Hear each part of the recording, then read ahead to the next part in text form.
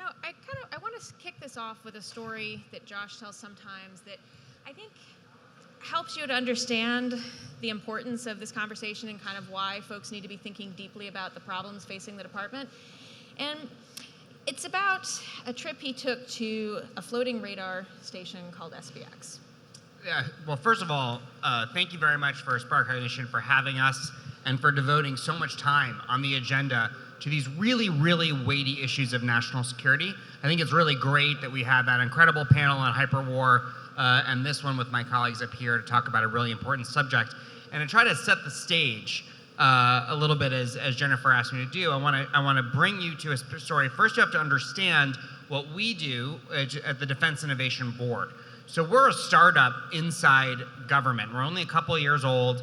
We were established by Secretary Ash Carter, who you just heard Wendy telling you about, a big supporter of defense innovation, more about his role in starting up the Defense Innovation Unit. And so one of the things he created around the same time as the Defense Digital Service, the Defense Innovation Unit, was he created a Defense Innovation Board of luminaries in the field of technology from academia, people from industry, and he asked Eric Schmidt to chair it. So Dr. Schmidt at that time was the executive chairman of Alphabet, a company with which I have no doubt you're all familiar, and asked him to create this new board that was going to give advice on innovation, on subjects like data and AI and algorithms and machine intelligence and all the things we talked about so far today. And so the first thing that Eric and the board wanted to do was actually see airmen and women, soldiers, sailors, actually doing the mission of the department. I think a lot of advisory boards maybe get a lot of briefings from the headquarters in the Pentagon, and this was the opposite of the Silicon Valley group. It was like, show me the users, let me see the problems. So we went all over the world, actually. We went to Afghanistan, we went to Japan, we went all over looking at understanding how innovation is actually being applied or is failing to be applied. And one of the places we went to was Pacific Command, because as you heard from all the previous panelists, we're really interested in things going on in the Pacific right now. So we went to Hawaii and we had a day of meetings planned, but that was not actually what Eric wanted to see. Eric wanted to see this thing called the SBX. And those of you on your phone, just Google it, because I can describe it to you, but you need to see a picture of this thing. It is the largest floating radar, one of the largest radars in the world. It is just massive. They took an oil platform, a floating oil platform, removed everything from the top, and then put on it a radome large enough to be anywhere in the Pacific and to be able to find an intercontinental ballistic missile or another sort of large missile pretty much anywhere in that part of the world. And it is a marvel of engineering. And so because we're interested in radar and space and electronic warfare, and also interested in the ocean and undersea and sea and that sort of science, he just really wanted to geek out and see this amazing feat of engineering. There's one of them in the world, maybe two, but it's a remarkable thing. And so we get inside the SBX, and I really can only describe it as like the set of a Bond film. I mean, you're inside the radome. There are these massive gears, like larger than a person, and this huge radar that's got to be several stories tall, 5 or 6 stories tall, inside the dome, rotates, and it has to rotate really very quickly in order to, so this thing is moving very fast inside. Everything's huge. We're going up these big staircases inside this thing to look at it, and inside is all these little panels in the array, and it seems like one of the most high-tech, futuristic things you could imagine, the kind of extraordinary accomplishment of technology you would think that the world's most advanced military would have. And after seeing this incredible facility, knowing there's like none of these in the world practically, and it's so important, and this is right when things were a little tense with North Korea, I might say, we get into the bridge. And we get to the bridge, and this is where all of the tech is for the computers that manage to turn all this incredibly complex signal processing into actionable intelligence at an incredible fast rate. And so we kind of imagine that we would see, honestly, like a setup like this, something that looks futuristic. And that is not what you have on the bridge of the SBX. And so we are looking at, a set of monitors in a room, this sort of like a windowless conference room that happens to be floating on this oil platform. And I'm looking around, and I'm looking at Eric, and I look over his shoulder, and something catches my eye. It is a Sun Microsystems logo. And what was so interesting is that, before he even went to Google, Eric was leading Sun Microsystems, and that company, as all of you know, is long, long gone.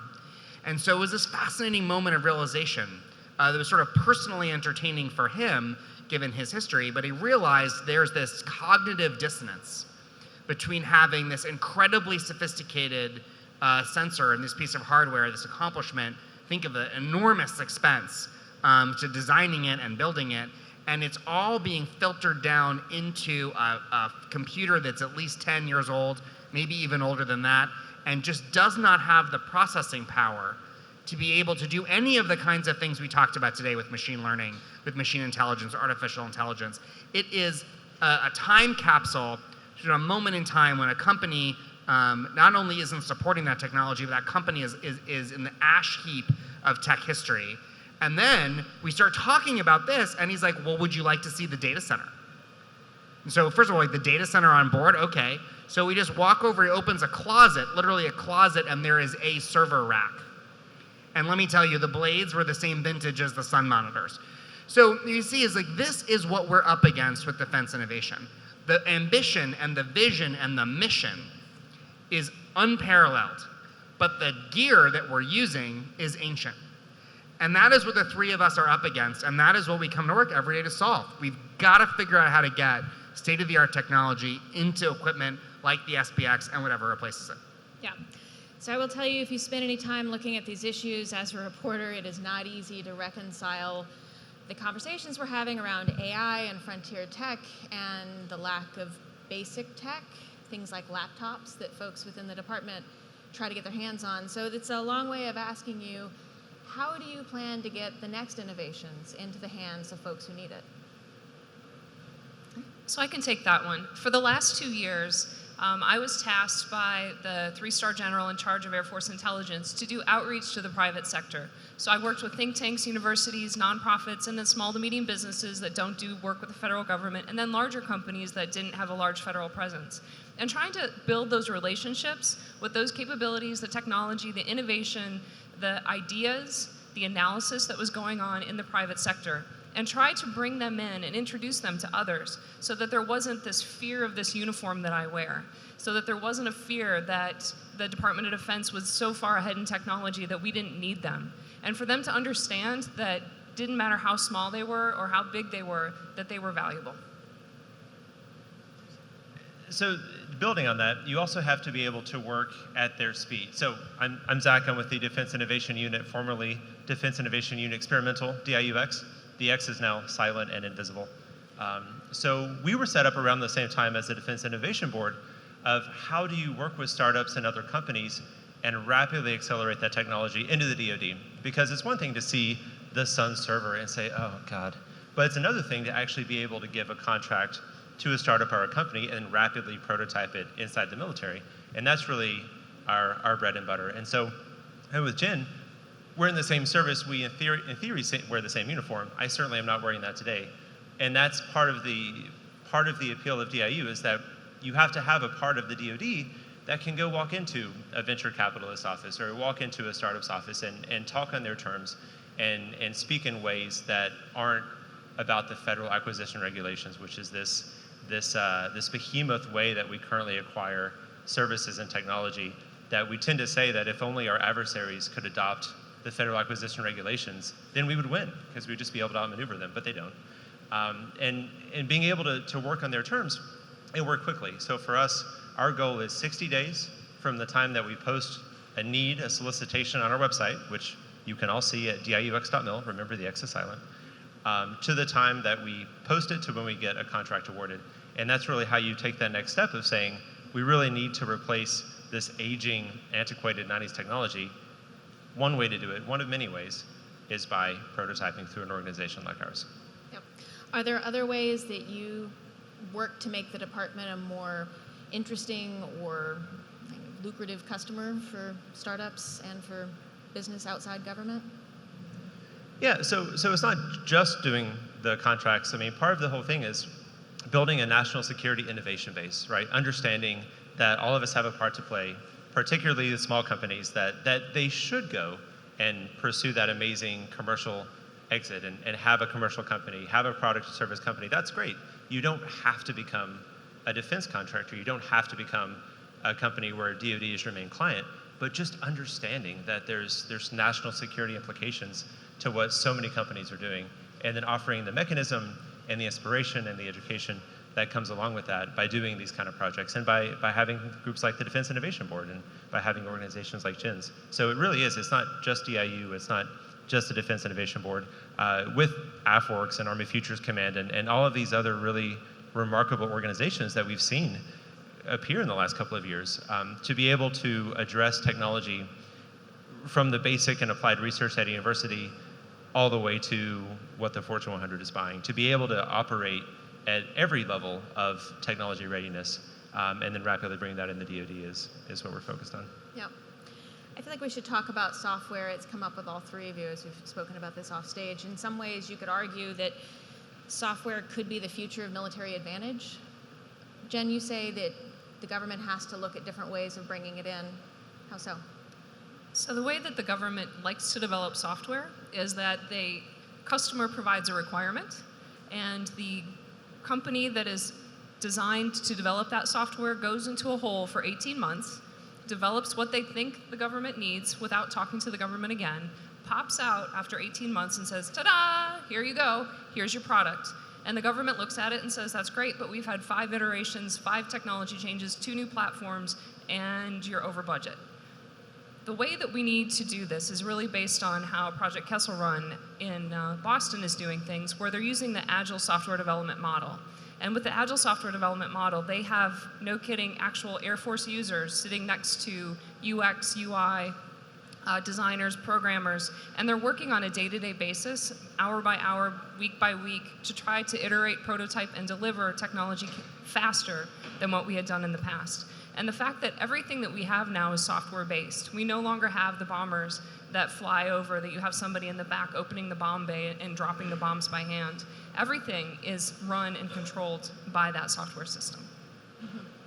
And Josh, you've gone so far as to say in some ways the military is kind of its own, it's like a giant software company in its own right going forward. What do you mean? I mean, I think that it doesn't recognize that it's a software company. I think that's the problem we're trying to solve. It's really Jen's argument, but I'm trying to make even a more far-reaching point about not only where the department is, but where it needs to go. And so, I think what we're trying to say is, when we look at the systems and the problems that we face today, I think what you're going to see is a commodification of destructive hardware. In the same way that the commercial world has seen a commodification of computing hardware, where we care a lot about the software that you're running, but you can run it on a lot of different platforms. It becomes platform agnostic. You can change out and upgrade the hardware continuously, but the data and the software is really where the business advantage comes from. And I think we're trying to figure out what the implications of that are for the Department of Defense when we are actually optimized for buying hardware. And the software is an afterthought. I mean, the situation that Jen described is exactly right. I mean, what she didn't mention is that the process to get that requirement validated and published can also take years. But once you are trying to get a user to articulate a need and it's formalized through our process into a requirement, and you deliver that requirement to industry, there's a competition, there's a series of protests, maybe you get that awarded and they're supposed to deliver. That is an optimized for hardware, and it's optimized for reducing the risk of misspending $1 of taxpayer money. And as you all know, all of you that took the time to come to an event like this, the world has utterly changed, right? That is not the way industries, entrepreneurs, tech executives, industry executives that are appreciating the crucial role that software plays in their energy and generation, in their heavy industrials, they understand that it's actually the software that is the critical advantage. And so we need to design an acquisition system that is intended, purpose-built for being able to move at the speed of industry, to move at the speed of software, what our secretary says, to move at the speed of relevance. Mm-hmm. And that means that you have to bend or break most of the rules that we've written. And that's where DIU comes in. I mean, DIU is often doing other transaction authorities that are not the classic FAR-based system because it is the tool that we've been given to figure out how to write a contract and write a process, a selection process, and an award process that is able to select for the kind of software we want to build, like the software they build at Kessel Run, which is genuine, true, authentic, DevOps, it's agile. You know, we work with companies like Pivotal Labs that are helping us do it, building that capability. If we fail to do that, we will be fielding an obsolete force. We also will be way over budget. We will be very time late. We will not be able to keep up with our competitors. We won't be able to keep up with industry. We won't be able to attract the talent, the kinds of people that, you know, are here today, we want to have working on our team. They're not going to want to work in that process where it's 7 years from the inception of an idea to delivering a product. All of those ideas are obsolete. They're fundamentally broken. They have to be replaced with modern tools and modern techniques. Yeah. And Zach, you also earlier talked a bit about this. Some of this is just getting the department to recognize that it is a giant enterprise, and you probably not best served by developing your own everything when you could tag on to products that are already being used by other large enterprises. Yeah, absolutely. I mean, the Department of Defense is a almost $700 billion corporation in a lot of ways. Now, when we say we try to kill the competition, maybe a little bit different than what most companies mean, but in a lot of ways, we're a massive enterprise, and the same data storage and handling and anything that a massive enterprise would need is going to be needed by the Department of Defense. And I think I mentioned earlier, I had met with a company in Austin a couple of years ago that actually said to me, I don't think that there's any DoD implications for us. We only do drones, right? And like, well, okay, let's talk about this, right? It's amazing what people don't realize and the validity to the DoD mission that they have. Even if it's an enterprise software as a service play, again, there's a very good chance that there's a need for it. Until very recently, my Air Force email had a 95 megabyte limit in the inbox. Just put that out there, right? I'm pretty sure my phone has like 1 billion times more than that. And so, yeah, just understanding that the DoD needs all of these things. We just have to set the conditions for success so that these companies know that they can work with the DoD and they can play. And certainly when it comes to things like agile software development, I mean, we can't not do that, right? We've seen too many $500 million contracts canceled because of failure to perform. We have to do this, and that's what really, in a lot of ways, makes our job really easy, because it just has to be done. The nation has no alternative than to find better ways to go about acquiring technology and doing better software development and doing test-driven development, because there's just no alternative. Right, or I was thinking other technologies that you need as the Defense Department repairing things, for example. It's not different than what Caterpillar needs, or perhaps we were speaking earlier about energy, and those turbines are still the same, right? Yeah, no, exactly. And since we are a time machine, I think we'd be remiss to not at least utter the words artificial intelligence. And I know a big thing for us, and our new director, Michael Brown, former CEO of Symantec, very, very big on predictive maintenance for the Department of Defense. Because when you think about it, the actual operationalization of AI in a lot of these companies is with maintenance, because when machines break, it's very, very expensive. And these machines generate so much data that, at least in the DoD, and this should not surprise anyone at this point in the conversation, we have reams of data from a lot of our machinery that no one looks at, because it's in a system built in the 90s, or that it's in a system that we didn't get permission to, or whatever it is. But it's in many ways, it's perfect data, which would just be a dream for so many AI companies. And so to that end, for us, doing things like predictive maintenance, which the DIU has done a few projects in, one for the Air Force and then one for the Army, just 60 miles away up at Fort Hood, being able to gain insights from the data that we already have to try to reduce unscheduled maintenance. And I know for the Air Force, we've shown that we should be able to reduce unscheduled maintenance in an aircraft platform by about 20%, 20 to 30%, which when you talk about the entire Department of Defense doing that, I mean, we're talking billions and billions of dollars in that. The challenge is, if you have a startup, again, these artificial intelligence companies that are doing phenomenal things, it's such a profitable and a high margin and a cutting edge industry these companies don't want to work for the DoD, right? If you go to a company and say, let's work together, if you can just wait 18 months, I'll see if I can write the requirement, and then no, don't change anything in your product, and 18 months will come back to you, right? That's insane. And unfortunately, that's the way that we've had to work for a lot of time. It just does not work well with AI or any other disruptive technology for that matter.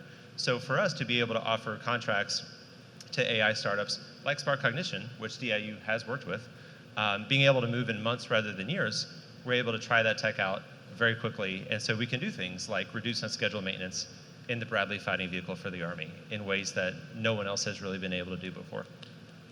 Josh, you look like you want to jump in. Yeah, I can't resist. So, we are all up here in order to be the loyal opposition to the normal way of working. So we are going to be very critical of the department because we care about it and we're trying to change it. But I also think, you're being a little modest, Zach, and we want to tell some good news stories. I know of DIU contracts awarded, and I think the record was 31 days or 36 days. Air Force with AFWorks has now done a new type of SBIR, Small Business Innovation Research grants.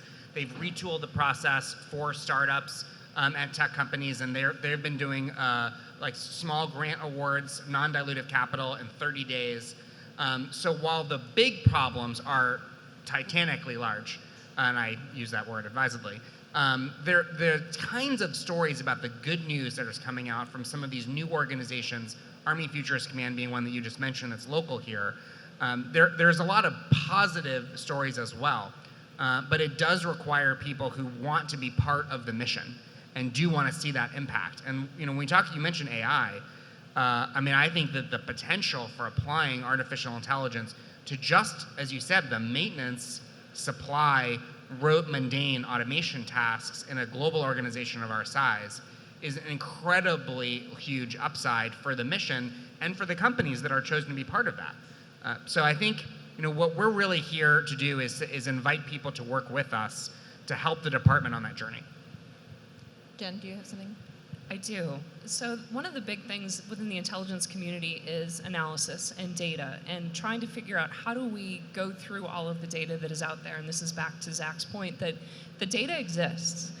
What the government needs and the Department of Defense needs and the Air Force needs is the ability to filter it, determine what's good data, what's bad data, and then allow our people to make the decisions for what we need to do with that information. And the thing that I have been the most proud of from the Air Force perspective is looking at what's available from the publicly available information section. If you look back even 10 years ago within intelligence, we had this triangle of data. And at the very tip top of the data was what was available publicly. It's the newspapers, it's your CBS, ABC, NBC nightly news article, it's your radio. And everything underneath that was all of the pristine intelligence data that was collected that was classified. Well, we now flip that triangle on its head, and the majority of data that we have is actually available publicly. And the amount of pristine data that we have is still there, but the percentage of data is so much larger in the public sector. The Air Force has gone out, and the other services as well, and has tried to bring in those companies that are really looking at data analytics and trying to determine how do we work together rather than building our own platform. And that may sound like something that is so easy to do, but from a government perspective, we always want to build our own thing. We want to control it. We want to determine what it needs to do, what it needs to say.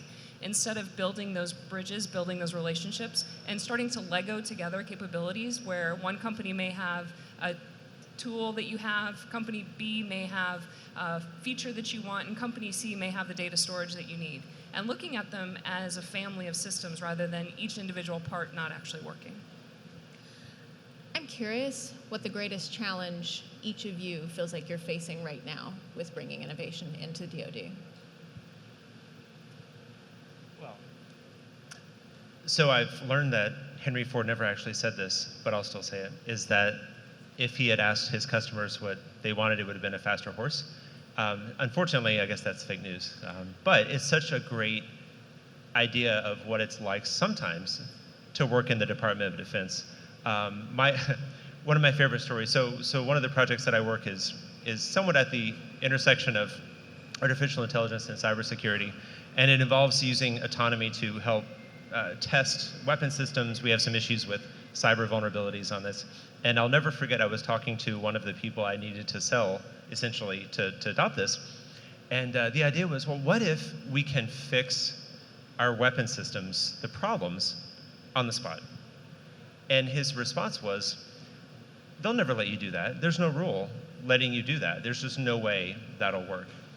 Like, okay, yes, because it's never been done before, right? It's like saying, well, you can never have nuclear weapons in like 1910 because there's no rules about how to use nuclear weapons. Like, well, it doesn't exist.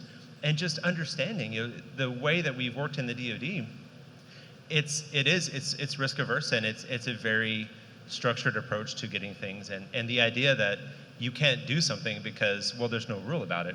It was comical and also sad at the same time. But to be fair, right, we have such a phenomenally talented base in the Department of Defense, and helping them understand and feel free and comfortable with accepting a little bit of risk, right? Try this thing from a startup that we've vetted to make sure it actually works, and it's so much different than anything you've ever used before, but just see if it works, right? Building that kind of consensus and building these coalitions, it can be challenging. I know that I sit in Austin, Texas, because someone had to take the hardship tour to work in downtown Austin. But to be completely honest, most of my time is either spent on the phone or in person with Department of Defense customers, explaining to them exactly how this crazy thing that we call innovation is, what it actually means, what it would actually take to use. Because again, it's great to have the conversations and to talk about being innovative and disruption and all kinds of other buzzwords, but then to actually say, well, how are we going to get this startup's technology into a classified area and on a system that has 46 trillion rules and was probably made in the 90s. That's hard, but because of organizations like DIU, we've been given that authority and the responsibility to try and make it all work as a combination. So. Yep. Thank you. Jen, So you? our biggest challenge, I think, is talent management. We have, as Zach said, one of the most talented workforces in the world across the Department of Defense, but we're not sure how to figure out how to retain them, how to develop them properly, and how to recruit them properly. Everybody wants STEAM or STEM-based employees. Everybody wants somebody who understands technology, but we're not sure what we really need to do with them. For example, in all of the services and across the Department of Defense, we have linguists, people who are proficient in the language, who are extremely well-skilled. They also receive proficiency pay. So the better you are at the language, the more languages you have. You actually get paid additional money every month in order to do that language and provide that exquisite skill that you have. We have a captain in the Air Force, Captain Mike Kanan, who just recently proposed and got accepted the ability to do computer languages. So we are running a pilot right now where we determine and assess people in their computer language capability. They may be a maintenance officer. They might be enlisted cop. They might be somebody who's a space engineer. But if they know how to code, they can get extra money for that. That allows them to be used in that capacity later on. And what it also does is it allows us to attract better technology, better capability. It allows us to retain them. And it also allows us to determine what are the best roles for those people so that we don't have them turning a wrench if we need them to code. First of all, I agree with both of those answers entirely, and would have said something similar if I'd gone first, but I'll try to offer a different answer to keep it interesting. We are engaged in a strategic competition unlike anything that we have been in before. And I don't think that the American public and even most of the US military fully appreciates the gravity of the competition that we're in.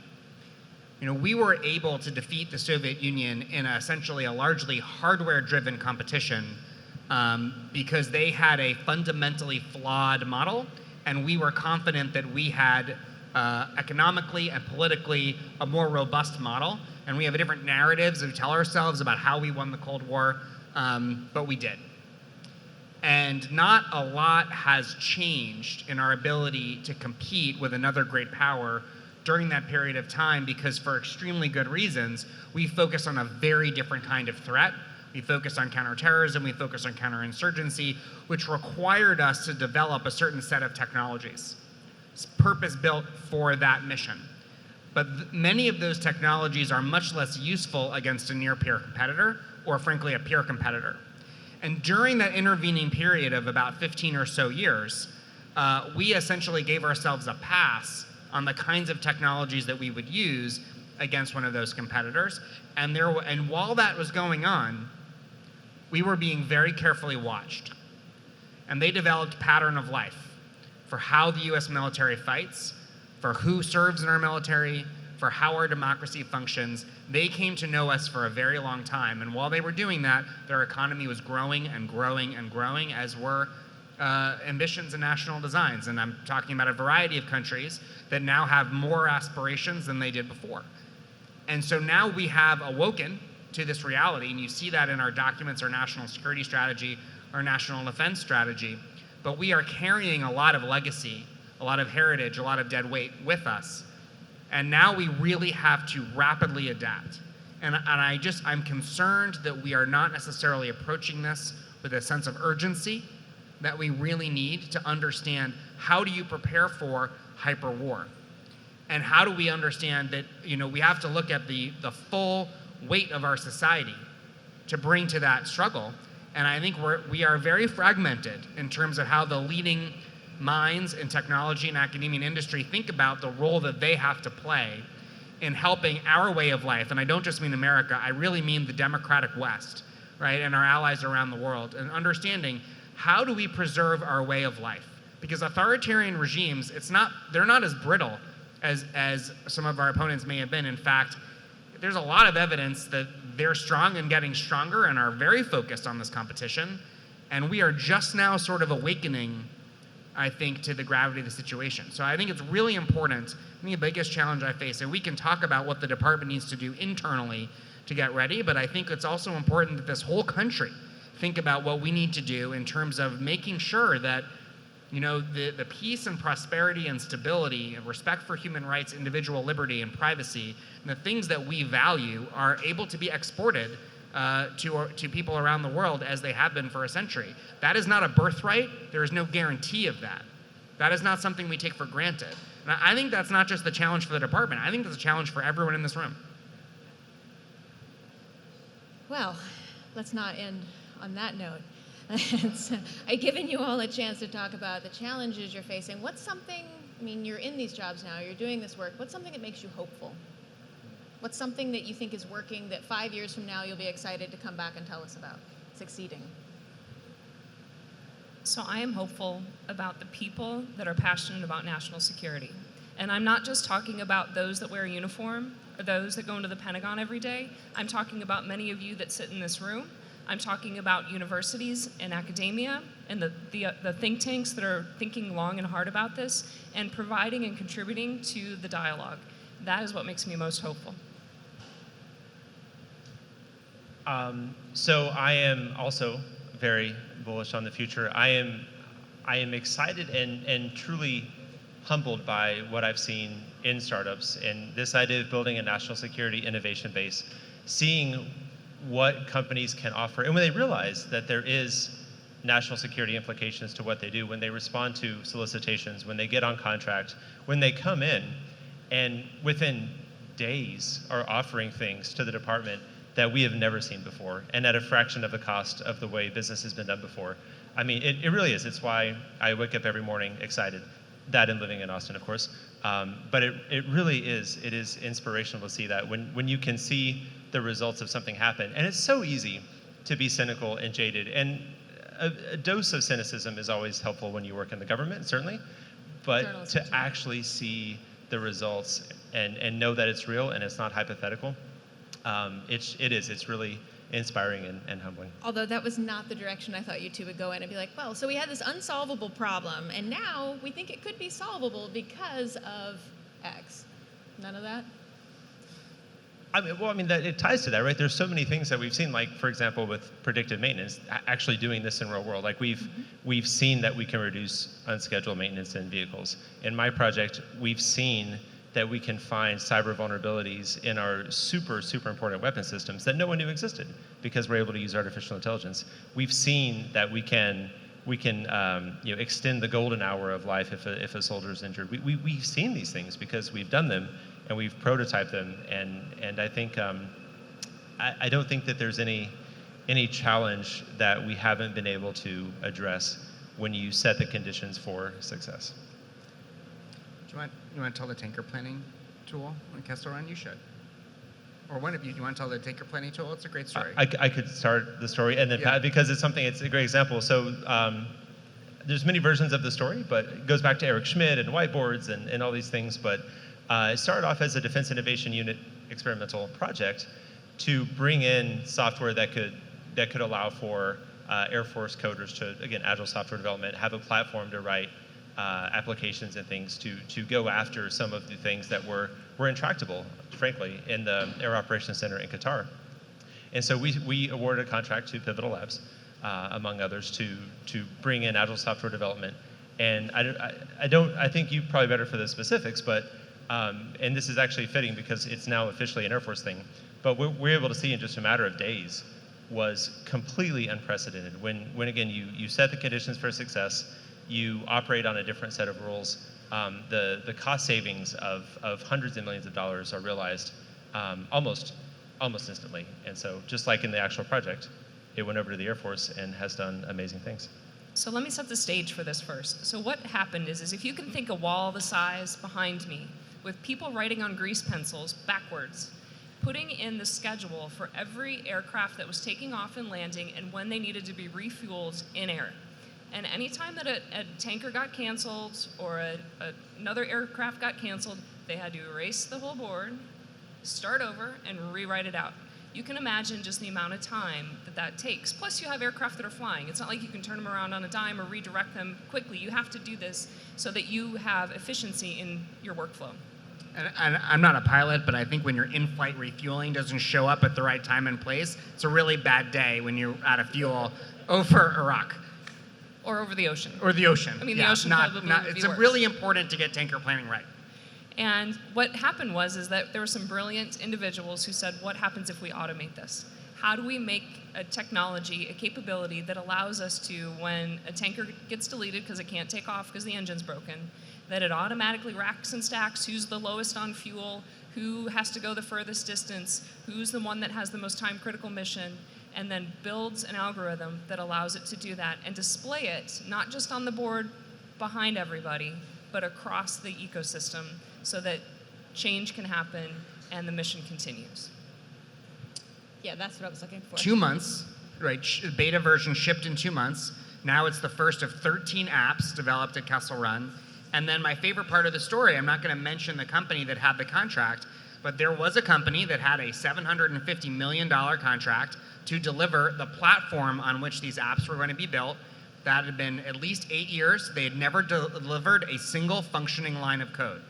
8 years, never delivered a single functioning line of code. And it's, in some ways, it wasn't even their fault because of this waterfall development model that requires you to land 18 different projects simultaneously on a program milestone the size of a postage stamp. It's really an impossible way to design a complicated piece of software, but nevertheless, they promised they could do it, which they couldn't have done, and they failed at doing it, and the Air Force's plan, no offense to the Air Force, was to pay them more money on the same plan.